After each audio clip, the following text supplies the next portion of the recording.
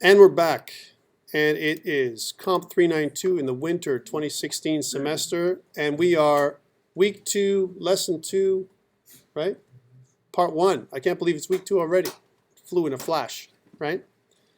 So we just did this little quiz. And I wanted to ask you some other questions about stuff. One of the things I wanted to ask you about is around TypeScript. I know some people are questioning this stuff. But if I go to play, which is our playground in TypeScript, I did this little example last class on the TypeScript here, the playground, that's what this thing is. And playgrounds are a real popular alternative to using an IDE, some kind of editor, right? And here's an example of this, right? I did class person, right, as an example. I defined a class, and this is not something that the script isn't something that should be weird for you if you've ever seen this before. And then you have a private instance variable. So again, we have access modifiers for a variable. This is private, and in this particular case it's a string variable. And in the constructor, what we're doing is we're passing in a string variable that's a local parameter only to the constructor function, so in between these two braces, and the class variable, which is underscore name. And again, as a convention, just to mention it again, we're going to use underscore for all of our private and protected variables, right? So we have the same coding style. Okay, that's what I want you guys to establish, right? And to keep a little structure, because we can make JavaScript really stupidly unstructured. Please, I never want to see V, W, X, Y, I, unless you're talking about X and Y coordinates, right? X, Y, right? But otherwise, I want you to make a real variable name so that it's human readable, right? Otherwise, it's really hard to read, right? So notice how this is our person class, and here we did our person function on the JavaScript side, right? One thing to note, and I want to just go over a little tutorial here with you, or the actual handbook. If you look at it on the site itself, we're going to be using a lot of TypeScript throughout this course. Again, this course is not about TypeScript. You learn TypeScript. It's about 3JS and how to use three-dimensional stuff. Do 3JS stuff on the web, right, with web technologies. So let's talk about some basic types again as a review. Basic types of TypeScript are Boolean, right, which is JavaScript. And here's an example of how you declare it. And this is right on the site for you guys to see this. And I'd ask you to take a look at this as this is like you're going to be your Bible when it comes to writing TypeScript. So var, again, the variable keyword, that's what it is done, that's the name of the variable, and then the type, Boolean. And then you're assigning it right away. Remember that if I didn't do this, if I didn't put this in here, if I didn't put this in here, Boolean, TypeScript would automatically do type inference and say, well, is done is probably a Boolean because you're assigning it a value of false. False is the actual value, the literal. That's what it is. So there's two literals you can put in for a Boolean, true and false. And when you assign true or false, then it knows that it's a Boolean, right? Same thing for number. If I assign a number, a numeric literal, 6, 6.1, 7,375 or whatever, as long as you make it numeric, it'll know that height is numeric and it'll be a type number. So that's your second type. String, this is all JavaScript, by the way. Everything that I'm talking about here, even though it's TypeScript, these are JavaScript types. Remember, JavaScript is loosely typed. We didn't say JavaScript has no types, right? It's just that they're interpreted, right? That's all they've done. Okay, so string types are kind of weird, eh? Strings they're actually an object in JavaScript. So keep that in mind when you load up a string like Bob, just like in other languages, it's actually a string of letters, right, or characters. You have B, O, and B. And B would be in the 0th place. It's like an array or a list, right? So you can do things like string.length operations for strings, just like you would in other languages, right? And again, notice how you can use single quotes for your literals, single quotes here, and double quotes. All right, that's totally possible for strings, right? Just a review. Arrays. Notice how this is the type declaration here, but there's two different ways. And I'll be honest with you, this is the better way, the second way. I'll tell you why. Because if I declare an array, right, and if I use the array keyword, I can specify in these less than and greater than, these angle brackets here, the type, right? So I can do something like this. Var list array of number is equal to a new array of number. I can do that. And it'd be an open array. You wouldn't have to specify how big. Here, what you're doing is you're using an initializer, right? The initializer, the square bracket 1, 2, 3, is initializing the array, this existing array, with some values. However, just keep in mind that in JavaScript and in TypeScript, arrays are not just arrays. They're array lists, right? So you can treat them as an array and as a list. And they have both properties, okay? And that's good. That's really powerful, actually, because there are some languages that arrays are immutable, right?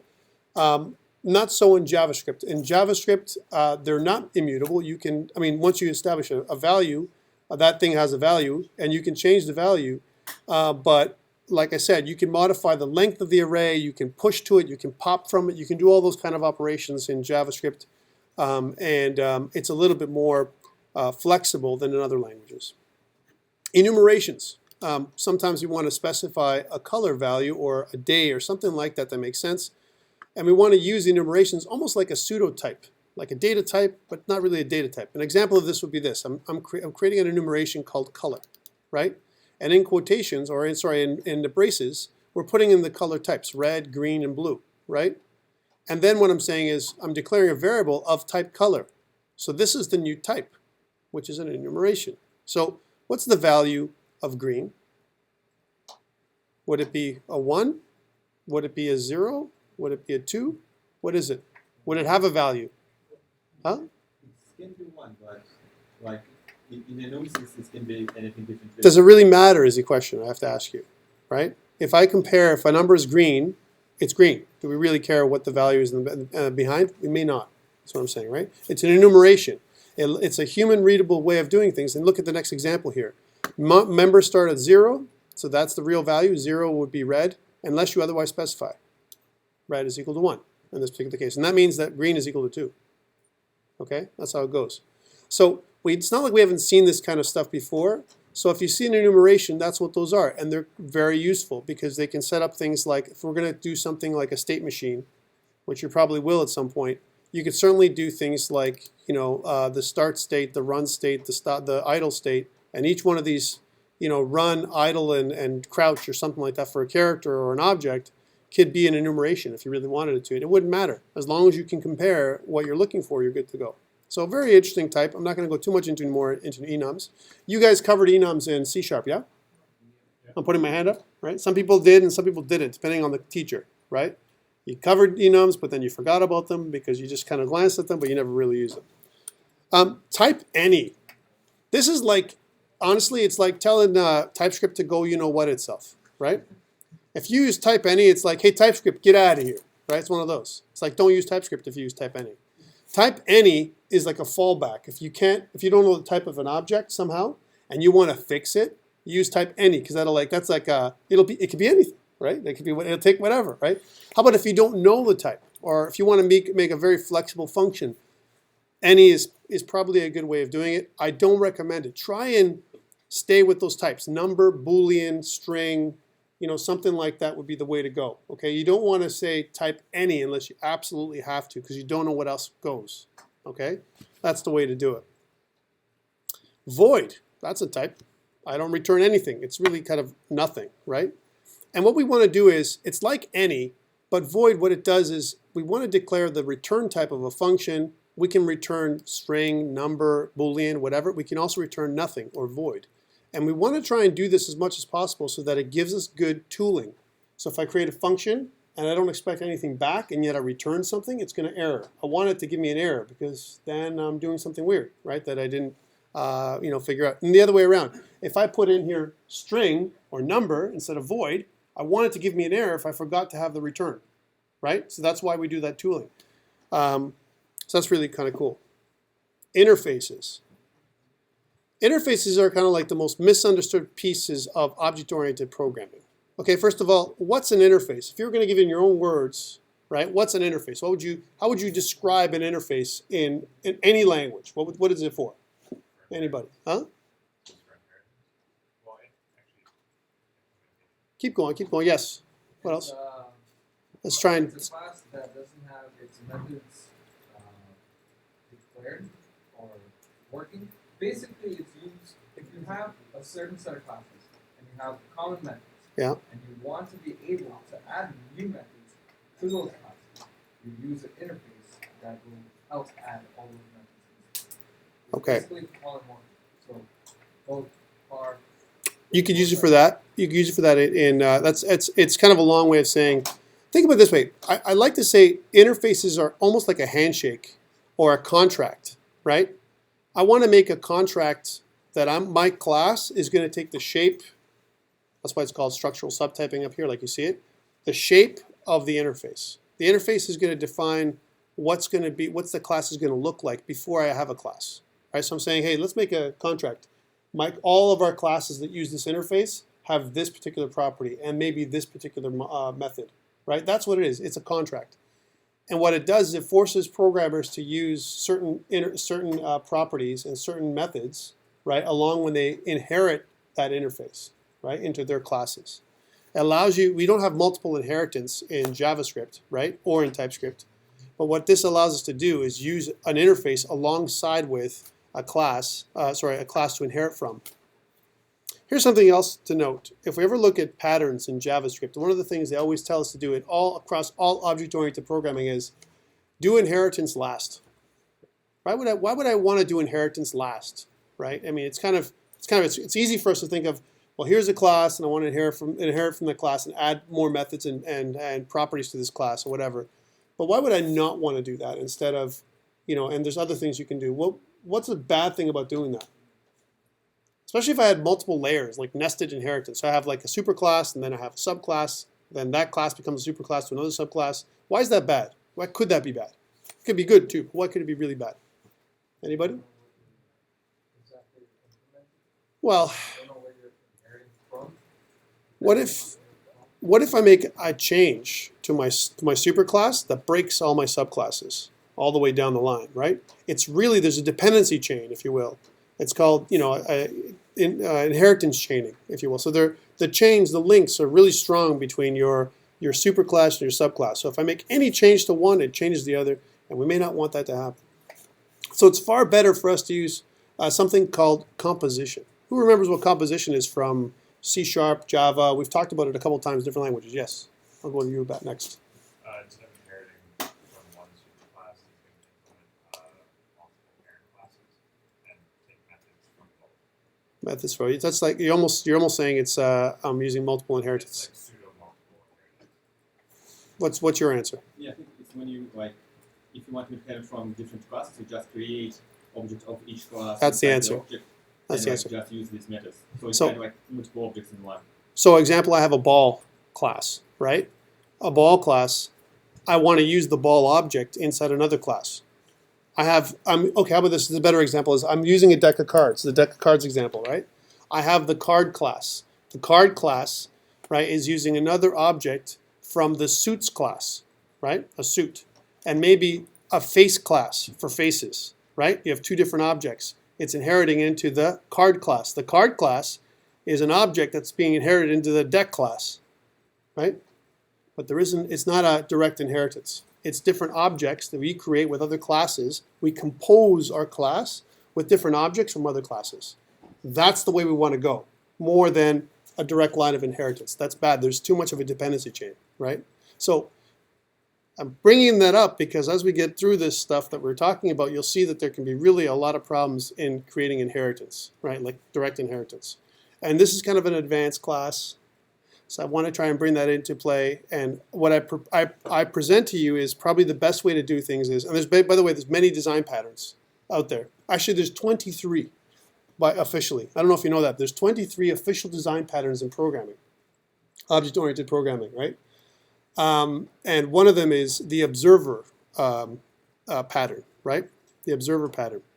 And there's other ones called the state machine pattern, and there's others, right? So take a look at, if you're interested in the design patterns out there, take a look at programming design patterns, 23 programming design patterns. They're original design patterns that successful object-oriented programmers came up with to help us go around some problems that we have when we use inheritance directly. Okay, this is just my aside. Okay, so we talked about interfaces as being a contract. So let's take a look at this. So we have our interface. Here's our function, print label, right, where we have a label object.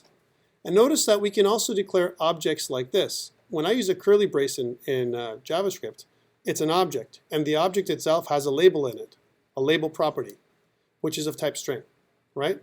This is an anonymous object. It's an unnamed object, right? And what we're saying is my labeled object is of type anonymous object that has a property of label. Very complex when I look at this the first time. If you've never seen this notation, you're like, darn, that's ugly, right? But they exist all over the place in JavaScript. So don't be afraid of it. You just have to look at it like this. I always look at the curly braces as an object, right? That's the first thing I want to try and do.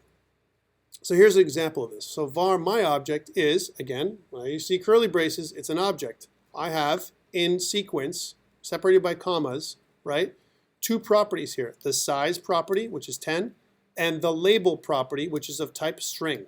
All right, those two properties that are part of this anonymous object is now my object. I've made an alias actually for this anonymous object, right, called my object.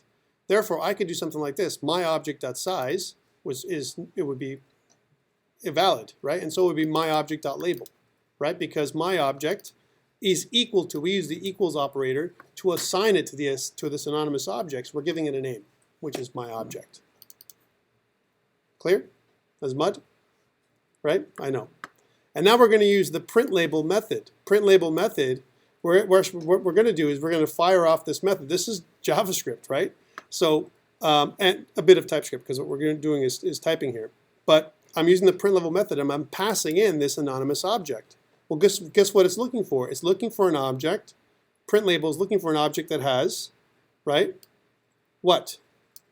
A labeled object, which is a string, which is an object type. It's looking for an object type, and that's why you're sending in this my object. Two objects, right? There's the size and the label, right? Well, label, what ends up happening is this recognizes the need for this label because it's the same name, and the size is another property to this object that it didn't care for, it doesn't need. All right? So here's something that's easier to look at. Here's my interface, labeled value, right? And when I use my interface labeled value, I need to have the contract that I make with classes that inherit or labeled value is that they all have to have a label property that's a string type. Okay? So there's my interface, right? Okay, cool.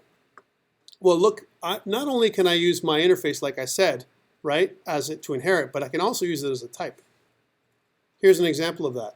My labeled object has a labeled value, which is this interface, just like this, but instead of it being anonymous, it has now a name, right? The labeled value name. It almost looks like an enumeration in some ways as well. They're actually interchangeable if you think about this, right? It's its own new type that I'm declaring. I'm not declaring what it is. I'm just saying that the labeled value has is a object, right? And that it has a property of label inside of it. Okay?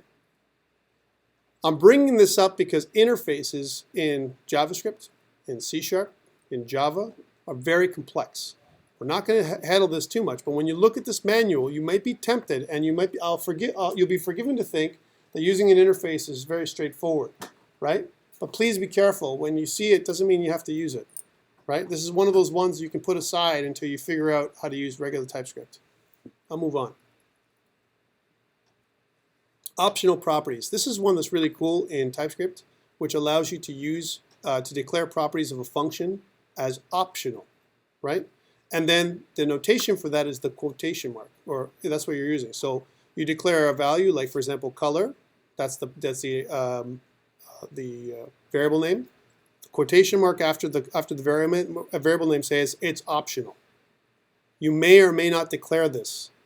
Hey, what's the default for a string? If you don't declare a string, if I declare a variable that's a string, but I don't actually assign a value, what's the default value for it? What's in JavaScript? It's JavaScript, right? What is it? Empty string. Empty string. How about undefined? Is that possible too? Right? So I want you to, we're going to test this out a little bit, because one of the things that really mess us up as programmers when it comes to JavaScript is we don't know what the default types are. and then we don't know why we're getting them. Why am I getting an undefined? Why am I getting a null? Why am I getting this, empty quotation stuff? What about the default for a number? You'd like to think it's 0, wouldn't you? Maybe in other languages, right? But this is in other languages. This is JavaScript. Whether it's TypeScript or not, we have to think about the values. We're going to check this out in a second in a real example, right? Here's a function. We have create square, which is a function, and we've declared this a config variable, which is of type square config. Okay? So what am I saying? Square config can have either the color or the width or none, right, defined to it. That's what it means. That config itself has two optional values, optional properties. It's a config object. It's not a config type. The type itself is an object type because we have two properties that are assigned to it as part of this interface that we're defining, right? And it returns two things, right? It's an object. This is how you return multiple values out of a function in JavaScript. You're returning an object, just like you would in other languages, right? So when I return that object, I'm returning an object that has two properties, color and an area, right? That's what I'm returning. And that means I have to have down here a return type. If I declare a return that's after the function declaration right here, if I put this colon after the function and I declare something there, I have to have a return value. Otherwise, it will error out. It won't allow you to do that in TypeScript. Okay? JavaScript will let you do whatever you want. JavaScript will let you return gobbledygook. It'll let you return whatever. Doesn't mean it'll work. It'll fail silently. And we don't want our JavaScript to fail silently, especially with 3JS. We're doing three-dimensional, translations, and something fails silently. This doesn't work. You're like, wait a minute, what happened? And you don't know, right? We don't want that. And we don't want that in Node. You're doing Node.js, and suddenly it fails silently. You don't know why, but your server doesn't work. That doesn't make any sense. You want code hinting, and that's why I'm introducing this stuff to you. All right, so if you notice, new square then, if I'm returning new square has to be, right? It has to be an object. And if it is, look, when we enter this function, we declare a local variable new square, which is an object type, because I'm using curly braces. In curly braces, there's two values here, color and area, and it's given us default values. So even if you don't take in values in your config, that's why it's optional, you're still going to return white and an area of 100 as a default, right? That's what it does. Now, if you change the color value, this is what this is doing. It's saying, hey, if I have a value for color, which is an optional, right? If I have a value for it, then take my newSquare.color, new square, we're using the dot accessor to access the color property inside the new square object, right? Set newSquare.color equal to config.color.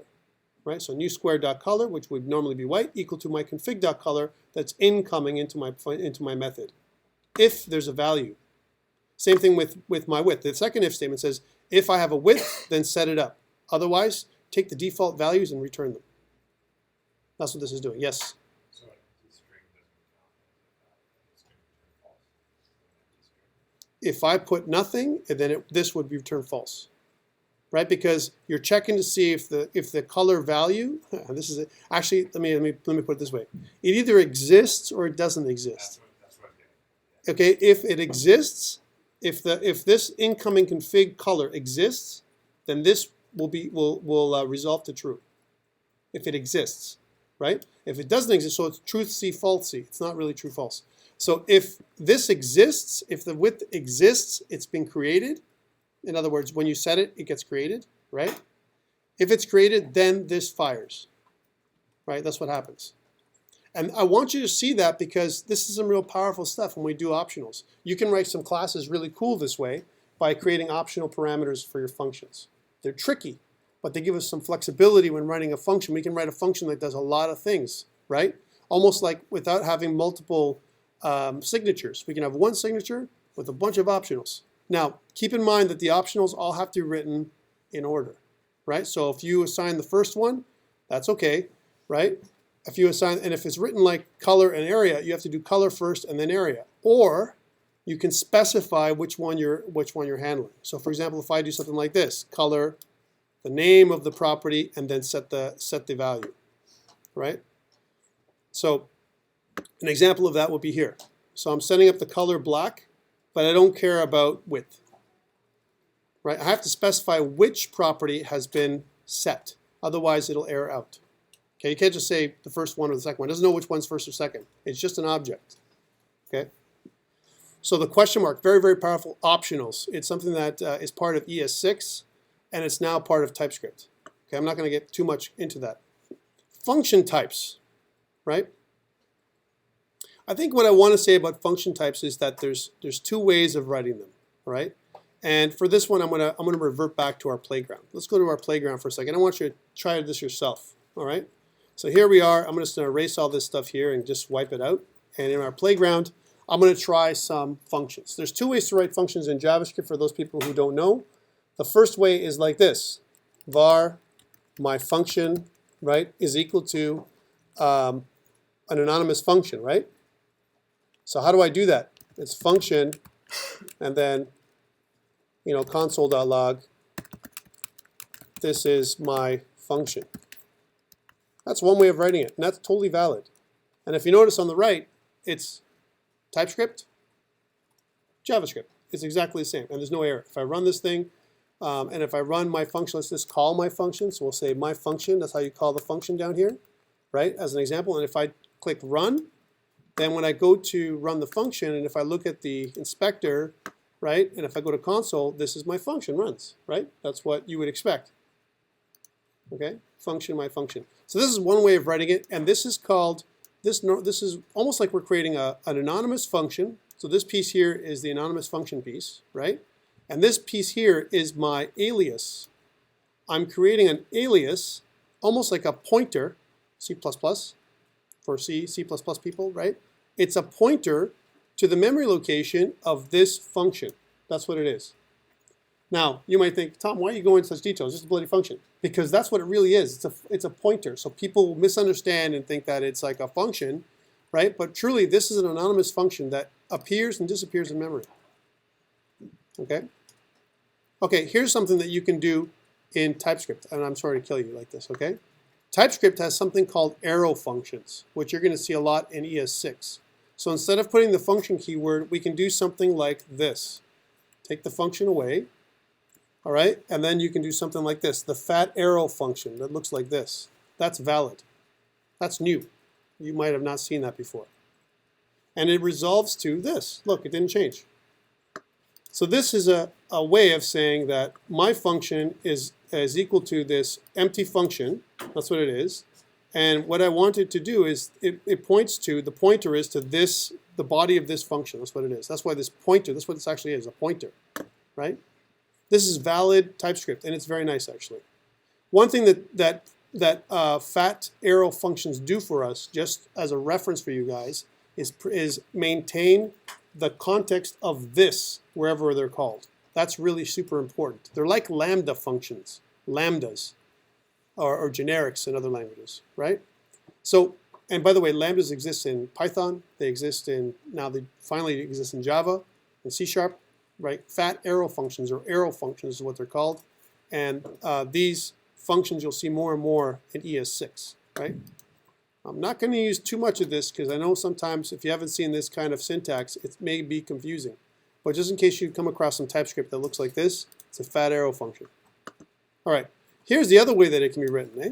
This is the nice way that I like, that you'll see me writing all the time. Function, right? Which is my, my function, right? And then some kind of return value, void, and then it's one of those, right? And then console.log, this is my function. That way is very, very understandable. But look what it does, right? TypeScript and JavaScript the same, right? It doesn't convert this to the other way. One thing to note, this format is slower functionality in terms of running than this format, which is the other format that I talked about. So if I was going to go back the other way, and if you were going to type it this way, var, you have to use the var keyword, var my function, right, is equal to function, right? This methodology is faster, with a semicolon there, is faster than the other method. Just a note. Less clear for some, right? But faster. Callback functions. Whenever we do callback functions for event handling, you'll see them done a lot like this. Just FYI. Okay. So some callback functions. Here's something else. If I have a function, right, as an example called my function, or an object, as an example, that's pointing to a document object. So let's say I have a document object called canvas. I have a canvas on my document, right? And I want to make a reference to it. Who knows how do I make a reference to that in JavaScript? I want to make a reference to an HTML element in JavaScript. How do I do that? What's the syntax? Or document.getElement by whatever, right? ID, class name, it could be a bunch of different ways of getting it. So what does that mean? It means that if in my HTML I have an element that has an ID of my ID, right, and I want to link to it, then I would do something like this. Var my variable, right, is equal to document, right, dot get element by ID. And I've noticed how all the get element by ID is what we want to look at. And then in brackets, the name of the element. And notice how it gives us some code hinting. A string, that's the element name. So an example is like my element, whatever the element's name is, right? Whatever we name it, whatever the ID is. Or element ID is what we should probably put in there. Element ID, whatever the element ID is, right? So what is this really doing? What this is doing is it's saying this. Take my HTML element, whatever it is, and create a binding, a reference from my HTML element in my HTML document and assign it as a pointer to it in my variable. And if I hover over it, notice that my variable now is of type HTML element, right? So if I ever want to make a binding, right? So let's say, for example, element ID is actually pointing to a div, right? With an ID of element ID, right? And every time I click on the div, I want it to do something, right? How do I do that in JavaScript? I could do my variable.onClick, but the nicer way to do it is my variable.addEventListener, right? And what I want to do here is I want to say the type of event, which is click, and then afterwards a callback function. Hey, here's that callback function stuff as this. We can make it an anonymous callback function that looks like this. Function, right, inline, with looks like this. That's the way that we see a lot of it being done, right? And under the click function, I'm just going to make this, I can't move it over, but I can make it a little smaller for you. Let me just make this slightly smaller than what it is. Here's what it looks like. So here's my variable addEventListener. It's a click type event. And inside, inline, this is my callback function that's inside this. I'm passing an anonymous function as a second argument, right, to addEventListener, right? addEventListener is a method that exists in all in JavaScript by default, right? And then let's say I want to say console.log, right, as an example, you click me, right? Which will actually, every time I click the whatever the element is, I don't have an element that has an element ID of that, but it'll print it out. Now this is what the JavaScript will look like. It's identical. There's no difference, right? My variable, which is of HTML element type, I can actually, explicitly say that HTML element, right? I could say that my element is HTML element type. And if you've seen JavaScript before, all I'm doing is typing here, right? My function is an anonymous function, but I could always use a fat arrow function here as well and do one of these, right? This is the other way to write it. You might see this. This is TypeScript, right? And the more modern way, of course, is to use the on function, right? So I can do the same thing, my variable.on, and notice that there isn't an on, but see how you have onSelect, onAbort, onActivate, and a bunch of other on type functions, right? Also, take a look at the type of definition for onSelect. Look what it says here. HTML onSelect. It takes in a value of the event and then returns fat arrow any. Right? You're going to see that a lot. That's why I'm talking about fat arrow functions. So when you look at a declaration, you're like, okay, I understand what that does. All right. So HTML. So you're going to see functions in many different ways, different formats. And that's what I'm saying. The way it looks in JavaScript is messed up. Again, here's what I recommend that you do. All right. If this bothers you, and if we ever do some kind of event listener, just take it out, man. Just take this whole thing out, cut it out, right? Because you can always do this, right? My div clicked. Let's call it. We might call it the my div clicked method, right? Which we don't have yet. And whatever my div is, you can say something like this: function my div click. This is also equivalent to it, right? I'll make it a C, capital C, just to keep it the same thing. My div clicked. And if it bothers you, you could do something like this. You can have console.log, you clicked my div. Clicked my div. I know, it sounds funny. It's good. Keeps you on the ball, right? Keeps you on the balls. Go ahead. But anyways, if you notice how this is, my div clicked, right? My div clicked is the callback function, funny as it is, right? My div clicked is a callback function for this click event, right? And again, if you notice, it's perfectly valid JavaScript on this side. So instead of you including an anonymous function here, right, you can have a callback function that's separate here. Okay? Totally valid JavaScript. So I'm going to write it in different ways. Is that a question, or are you just stretching? Yes? What's a better standard practice? My recommendation to you is you do it this way. That's my recommendation, always.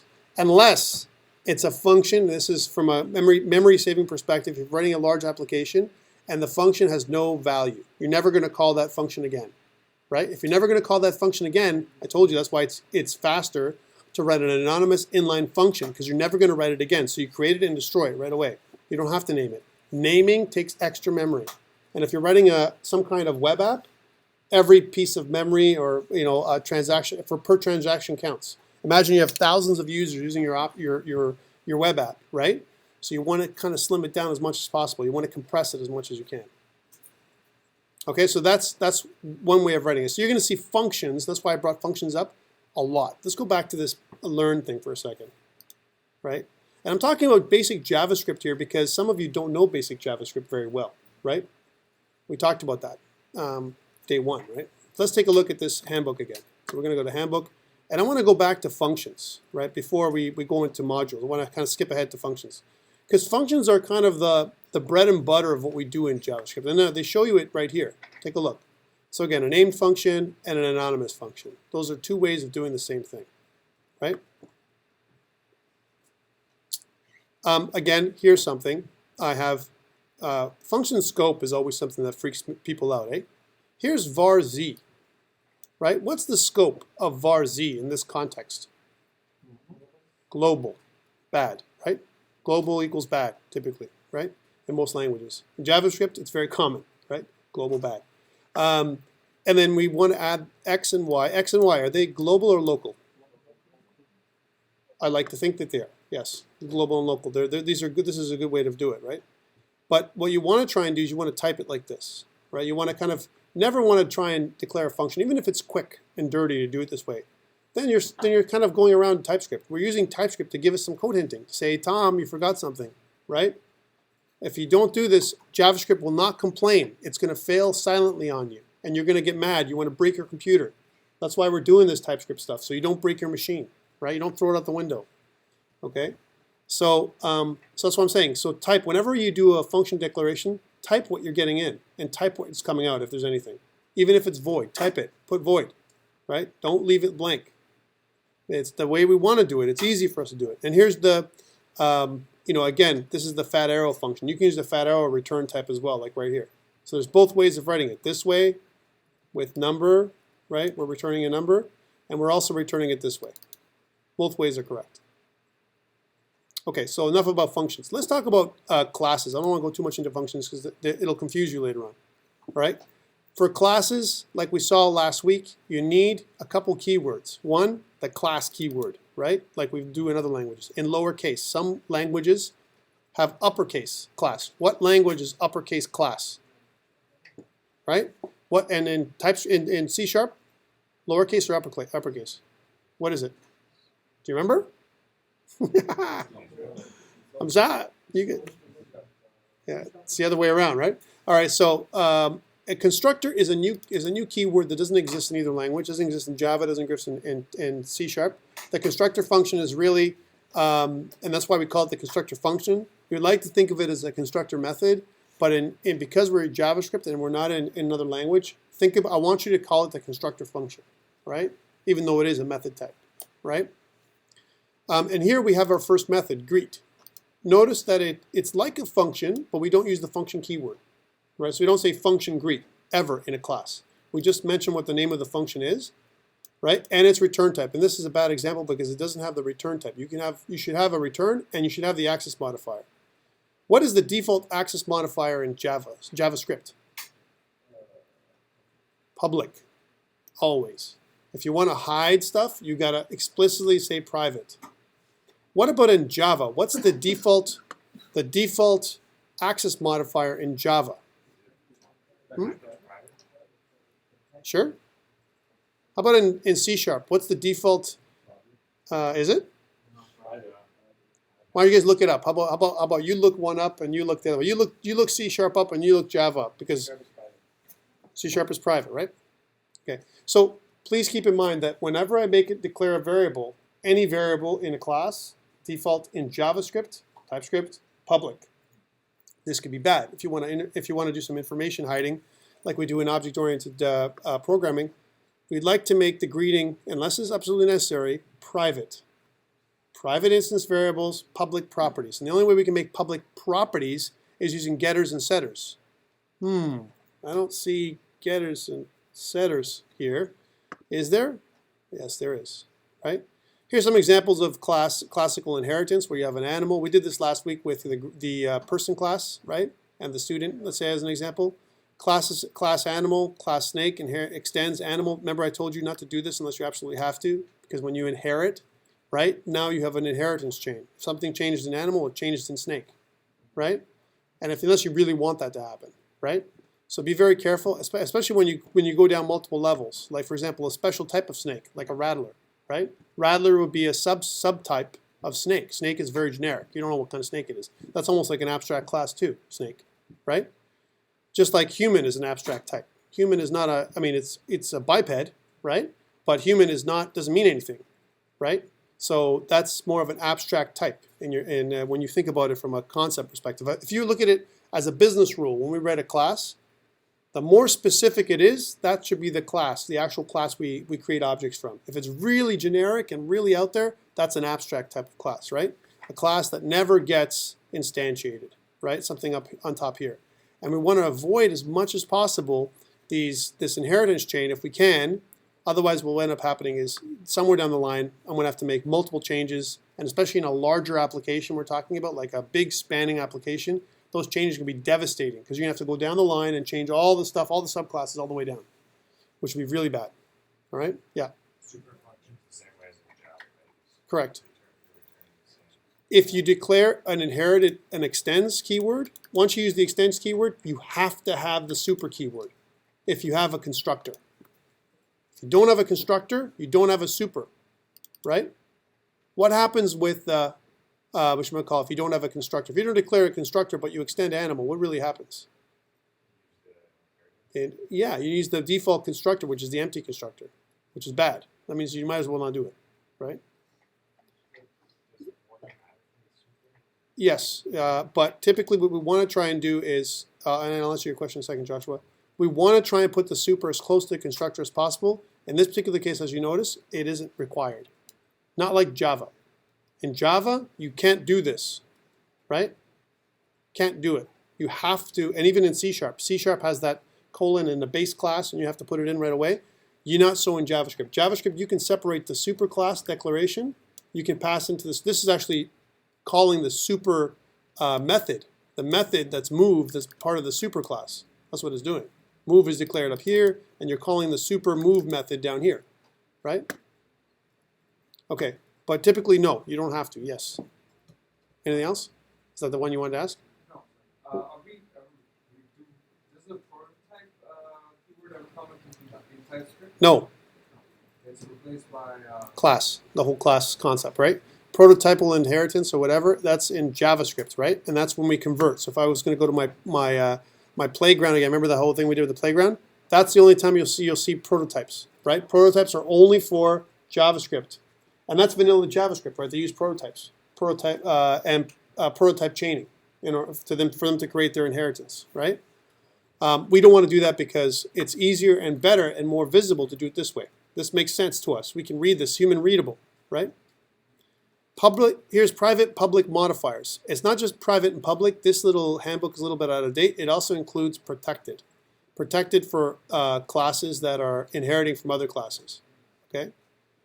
Accessors. This is where we get those. When I want to use these getters and setters, take a look. So I have my private full name. Hey, they used my best practice right here, huh?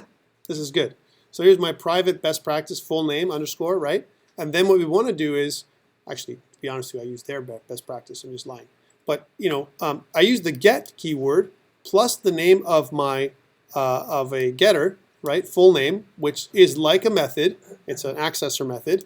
And then, of course, it returns a string. And it's going to use the this keyword to access the private instance variable to do this. Guys and girls, I'd like you to start doing this as soon as we start. Okay, so remember, and you're going to see some areas where you can say, Tom, shouldn't that be a public property? Push me like Stephen pushes me all the time when he sees that opportunity. I'm pointing out Stephen because we had a class last semester and he did it all the time. Tom, that's a public property. It should be public property and private instance variable. It's true. Why? Because it protects. Yeah, you were.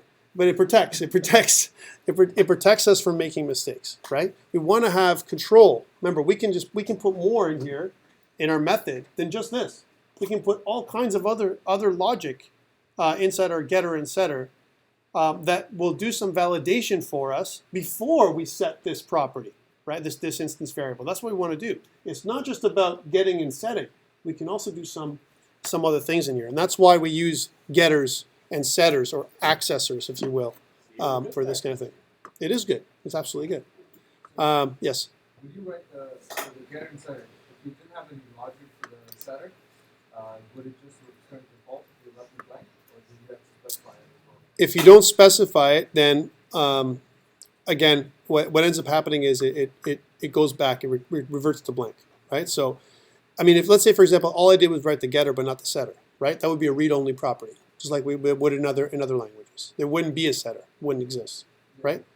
Very rare that we would write a setter but not the getter, right? And inside the setter, if you didn't do it properly, like if you put set and then you didn't assign anything in the middle, it would give you an error. You have to be careful how you do it because it'll error out. It'll say it to you, right? Okay, so getters and setters. Static properties are here's another thing that's really weird for people that don't understand what static is. What's static? What does it really do? It only declares one instance of that particular object. Okay, all right. Who else wants to? Tell me what a static variable is, because you're sitting there looking at me and you're so nice. Tell me.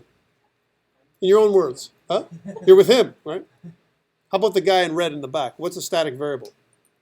I think you can use it as a globally variable, but it has initial values. Okay. All right. When even the object is not there, but the static variable is still there. Okay, that's very close to what you need to say. Basically, what you say is, when I declare a static variable, right, I don't need to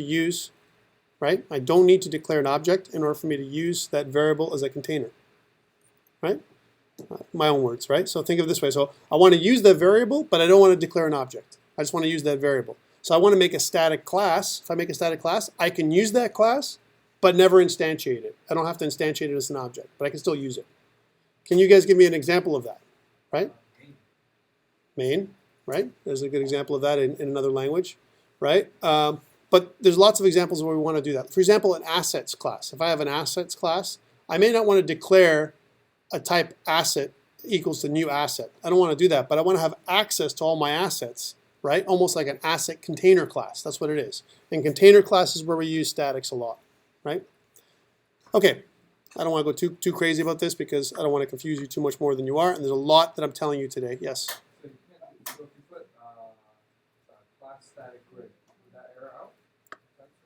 Or would that just declare grid object? If I say static class grid, right? Static would be your modifier, right? Yeah, and then so grid, it would be static class, so that I never have to instantiate it.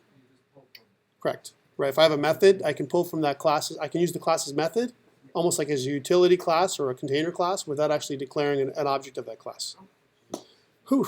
Okay. One more thing, and then we're going to stop. We'll take a break, and I won't kill your mind more. We did this already. I want to set up a module because I want to split across different files. And actually, the first examples that I gave you, your boilerplate, already does that. It already has a module, right? How do I declare a module, and what are modules? Think about modules as separate files, right? And instead of having one big, long, massive file of JavaScript, I want to break it up, and each class is going to have its own file, right? I want to create this thing to happen, but in order for me to split across files, I need a couple of things. I need the module keyword. So that's the first thing. So this module keyword I need, right? And then I need the export keyword in order for me to export or expose elements inside of my module. These elements could be classes, variables, and functions.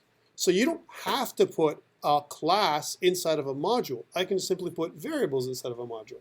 An example of that would be if I had some kind of configuration file and my variables were constants, because, for example, the screen size, right? I want to make it available in my module, but I don't need to ever instantiate that variable. I just need to access it as a container. It's globally available, but I want it to be encapsulated inside of a namespace. An example would be a namespace config.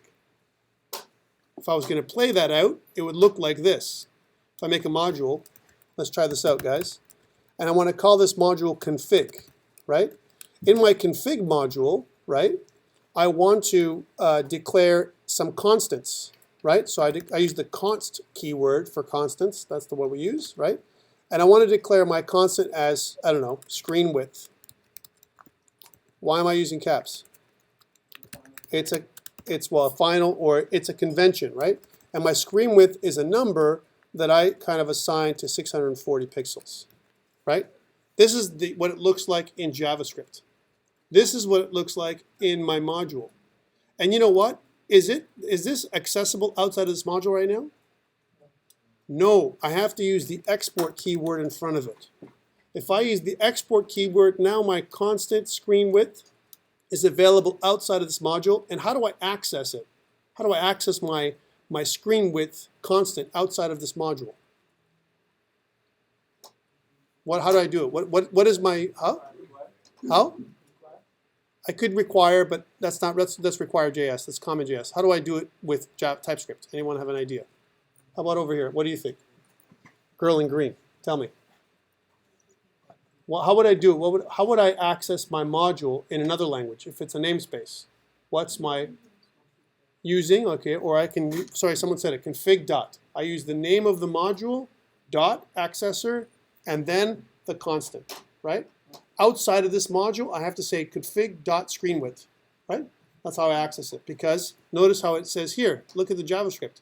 Config is the actual name of the variable, and then the module, right, is screen width. So config dot screen width is actually right there. Config dot screen width is equal to 640, and that's how I would access it outside of this module, right?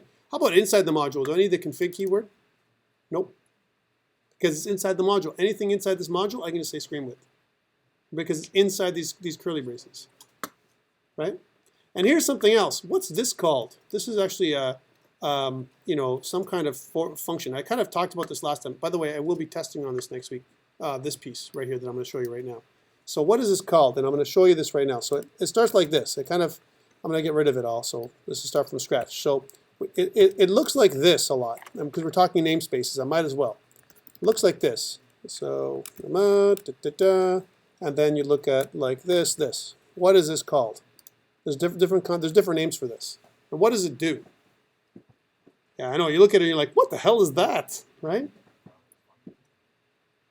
Yep, there's an anonymous function. That's this piece. So you've got partial marks. Sorry? It initializes itself. You mean it calls itself?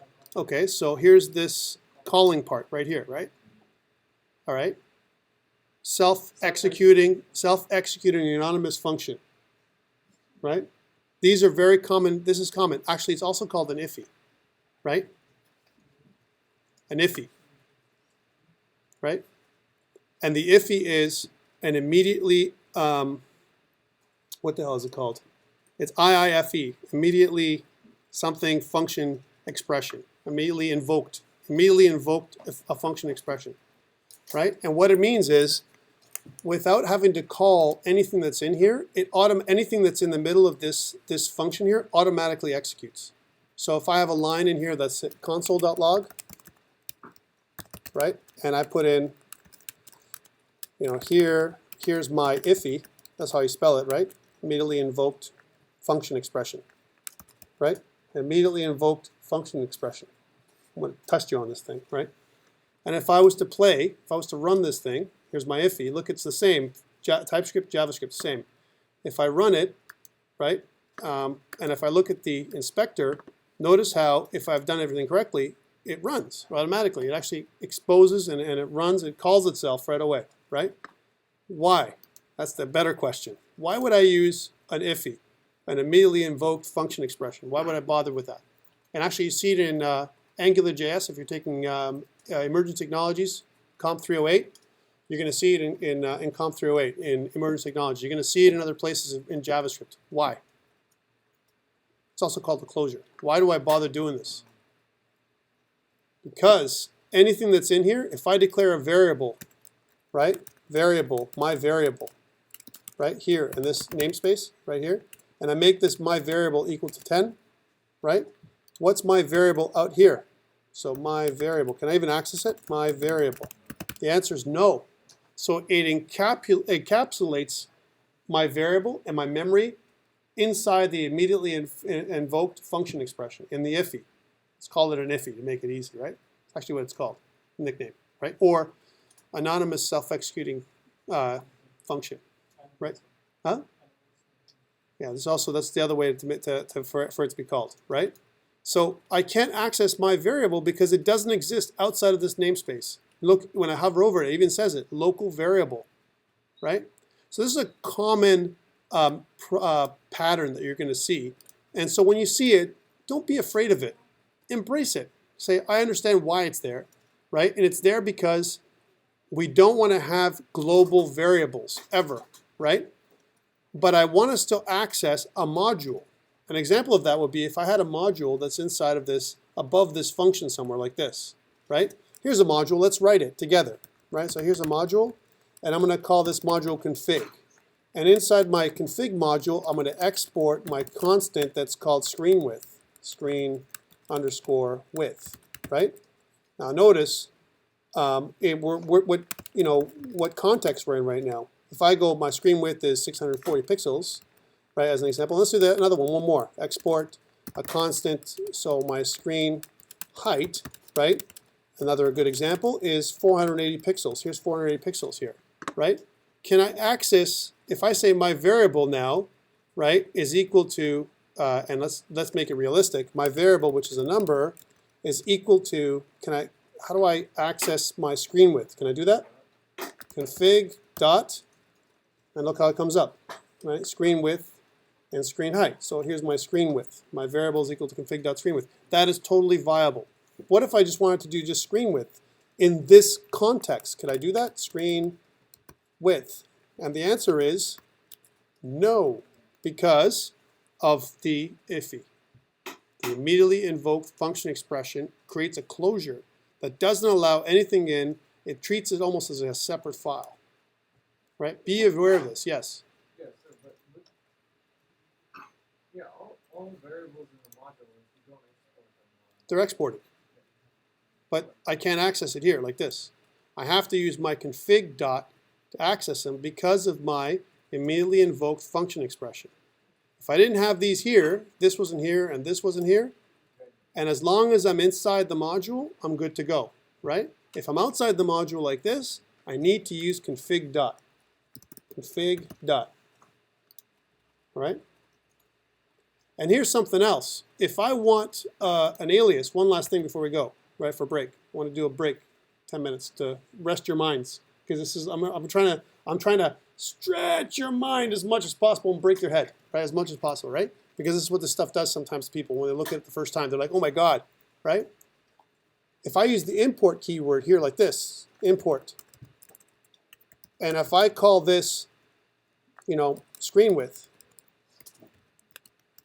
and if I say is equal to config dot screen width, is that allowed? How come it says first of all, there's an error. It says, an import declaration can only be used in a namespace or module, right? Well, actually, it can be done, right? But be very careful, right? Because we're trying to declare things, we only have one little playground here we're using, right? It doesn't understand what I'm doing, but this is the effect. When I use an import statement to do one of these, to do this, actually what I'm creating is an alias. I can also use the var keyword. If I say var screen width is equal to config.screen width, I'm actually creating a alias, right? So then I could do something like that. I could say var my width, as an example, which is a number, is equal to screen width. That is acceptable because it's an alias, right? And we'll be doing that a lot with 3JS. Why? Because it always goes like this: 3 dot, 3 dot, 3 dot, 3 dot. And why would I keep doing 3 dot over and over again when I can just say the name? Scene, right? Or, you know, geometry, as an example, instead of 3 dot geometry, right? So be very careful. We can alias the namespace, right, for a particular class or object by using the var or, in many cases, the import keyword, right? And if I hover over it, just tells me screen width is a number, right? Because so is config.screenWidth. Okay, let's take a break. When we come back, we'll do some 3JS. All right?